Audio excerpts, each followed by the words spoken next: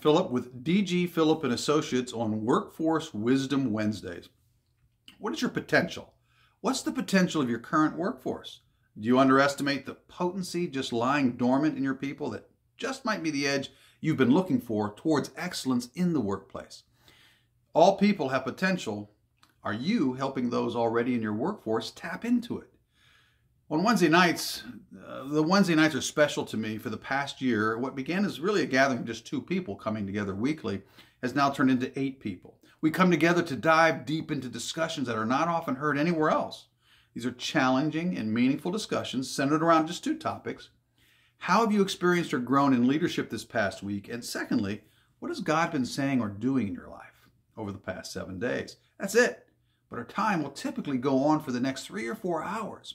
Nonstop. You might say, well, I don't have that kind of time to waste, but maybe therein lies the problem. You don't want to disrupt what you already have.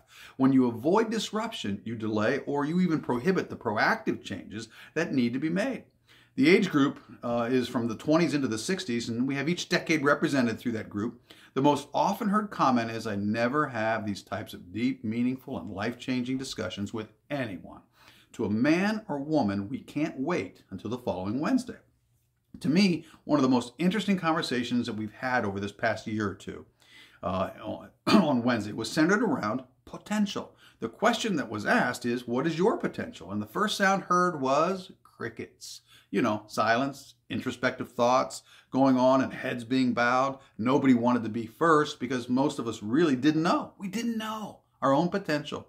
Everyone has potential, and its power, if tapped into and unleashed. The root word, in fact, is potent, having great power. God placed inside each of us potential, great power to accomplish everything He created us to accomplish. And most people don't even know what it is.